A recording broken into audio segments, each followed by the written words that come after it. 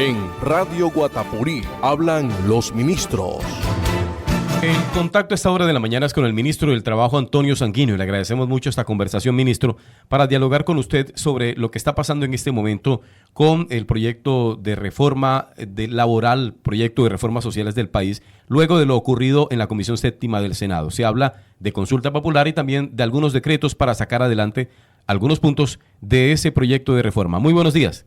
Muy buenos días, me complace mucho saludarlos a ustedes y a toda la audiencia de Radio Guatapurí. Le agradecemos mucho, ministro, este tiempo que nos brinda. Cuéntenos de inmediato, ministro, qué se está pensando en el gobierno nacional para poner en marcha el proyecto de reforma por otra vía distinta a lo que ya pues esperaba, que era una conversación en la Comisión Séptima que no se dio. Sí, así es. 8 senadores, quiere decir que son una exigua mayoría en una comisión de 14 integrantes de la Comisión Séptima, han decidido por lo pronto negarse a la discusión del articulado del proyecto de reforma laboral que venía construyéndose en un gran acuerdo en la comisión, en la Comisión Séptima y en la plenaria de la Cámara de Representantes.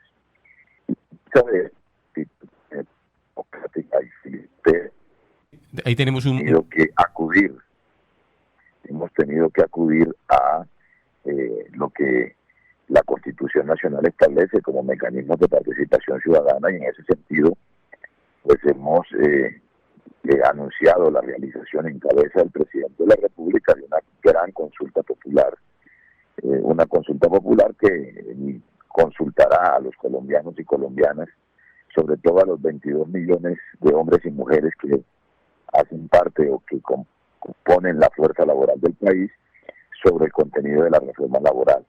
Y al mismo tiempo estamos examinando un paquete de por lo menos 7 decretos reglamentarios que cumplen compromisos de Colombia con la Organización Internacional del Trabajo y con otras instancias internacionales en materia de derechos de los trabajadores y trabajadoras. Este paquete de decretos pues los anunciaremos y los haremos oficial y público en los próximos días. Ministro, a través del gobierno del presidente Gustavo Petro se han hecho algunas modificaciones al tema laboral. ¿Ustedes vía decreto pueden hacer esas intervenciones, esos cambios, esas modificaciones que muchas de ellas estaban incluidas en la reforma presentada al Congreso? Claro que sí. Nosotros hemos querido, con el proyecto de reforma laboral, enviar el mensaje de que es posible construir un acuerdo nacional alrededor del mundo del trabajo.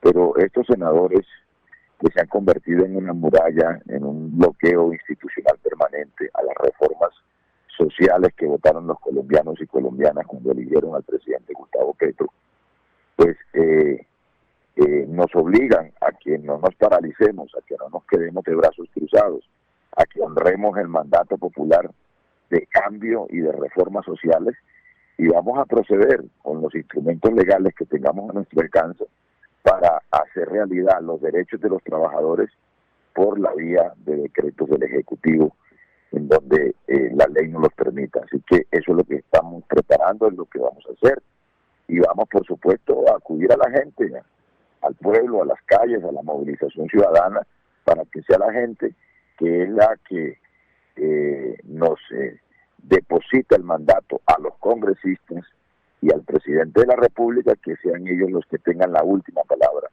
y eviten que sean 8 senadores en las estrechas paredes de la Comisión Séptima del Senado los que decidan la suerte de 22 millones de colombianos y colombianas. Ministro, para que todos los oyentes de la tribuna del Cesar de Radio Guatapurí comprendan mucho mejor lo que viene, además de el paquete de decretos, de todas maneras se convocaría una consulta popular, ¿y en qué momento sería? ¿Cuál sería la metodología, el cronograma de ese propósito? Sí, expliquémosle a los oyentes que necesitamos la consulta popular primero para decidir junto con la ciudadanía asuntos que no pueden ser materia de los decretos reglamentarios que vamos a expedir. Una parte de la consulta la haremos realidad por la vía de los decretos, en donde sea posible, pero lo sustancial de la reforma va a ir a una consulta popular a través de preguntas donde los ciudadanos responderán sí o no. Son preguntas cerradas, que es lo que caracteriza a una reforma laboral, a una consulta popular, perdón. Por ejemplo, podríamos preguntarle a la gente, ¿está usted de acuerdo con que la jornada laboral empiece a las 6 de la mañana y termine a las 7 de la noche y se le paguen recargos por horas extras dominicales y festivos? ¿Sí o no? La gente responderá, yo creo que mayoritariamente, por lo menos 20 millones de colombianos dirán sí. Y con eso esa respuesta es vinculante para que ese tipo de decisiones se hagan realidad en la legislación colombiana. Y luego, tendremos que formular otras preguntas. La ley establece que el gobierno, con la firma de los ministros, presentará la solicitud para la convocatoria a la consulta popular a la plenaria del Senado, y la plenaria del Senado, una vez habilita el presidente tiene 3 meses para convocar a la consulta popular. Ahora bien, el calendario del Consejo Nacional Electoral dice que en el mes de octubre están previstas la realización de consultas para los partidos. Esa puede ser una muy buena fecha para que los colombianos concurran a las urnas a votar la consulta popular por las reformas sociales y por la reforma laboral. Ministro, así como usted hace este ejemplo en el tema de lo que de pronto se le consultaría a la población, también en el tema de lo que se pueda adoptar por decreto, puntos como cuáles, por ejemplo. ¿Cómo dices? O sea, así como usted planteaba ahí lo que podría ser una de las preguntas, también lo que se podría plantear, lo que se podría decretar, algunos de los puntos, ¿cuáles serían? No, eso lo estamos examinando. No me quiero anticipar hasta que no tengamos certeza de cuáles son los temas. Pero te anticipo que por lo menos ya tenemos 7 borradores de decretos que anunciaremos en su momento oportuno. Ministro, permítame finalizar esta conversación con, al parecer tenemos hoy la visita en Valledupar del presidente Gustavo Petro hacia zona rural, hacia resguardos indígenas. ¿Usted lo acompañará? ¿Usted hace parte del equipo? No, señor, no. Yo estaré atendiendo otras responsabilidades que tienen que ver con las funciones del ministerio. Pues bueno, ministro del Trabajo Antonio Sanguino, le agradecemos mucho esos minutos que nos ha concedido para hablar de este tema de suma importancia para el país. Muy amable, muchas gracias. A ustedes muy amables, un abrazo. Las 6 de la mañana, 19 minutos. Clave lo que le consultaba a Roger acerca de cuáles son los aspectos del proyecto de reforma que se aprobarían a través de decreto y cuáles no, para que se conozcan, para que la comunidad los apruebe a través de una consulta popular. Eso esperaremos entonces conocer los borradores, claro, para ver cuáles son. Sí, porque son 81 artículos los que tiene el proyecto que se hundió. Exactamente, y por eso están haciendo ellos el estudio, porque no, como pueden ser todos, debe ser claro, lo más significativo, lo que tienen ellos donde esté realmente marcada la reforma. Por eso dialogamos hace un rato, Jimmy, recordará sobre lo que aprobó el gobierno hace la ley 21, se me escapa ahora el número correcto, sobre la jornada de 48 horas semanales. Se aprobó por ley que fuera de 42 horas semanales, pero por supuesto hacerlo de manera progresiva. Ley 2101 de 2021, a partir de este año, 15 de julio, entrará a regir las 44 horas semanales. Mire, este tipo de consultas, ¿usted cree que la gente va a votar no a que le paguen las horas extras, el recargo, a que le paguen todo ese tipo de cosas? Seguramente va a ser una votación mayoritaria la forma en cómo se manejen el tema de las preguntas. Lo complejo de esto es que aquí en este tipo de consultas no se va a tener en cuenta el empresariado, las cifras, las estadísticas, la proyección del mercado laboral, qué está ocurriendo y cómo se está manejando y qué proyección tendría. No es pensando en beneficio de los empresarios, es pensando darle voz a los empresarios también, claro, que tienen que tener una posición al respecto porque son los que directa o indirectamente se van a ver implicados en todo lo que ocurra alrededor de las reformas que se hagan a través del tema laboral. Y si la gente realmente va a salir a votar, porque es complicado, ¿cierto? Porque no es una época Pero, electoral. Oscar, que Pero no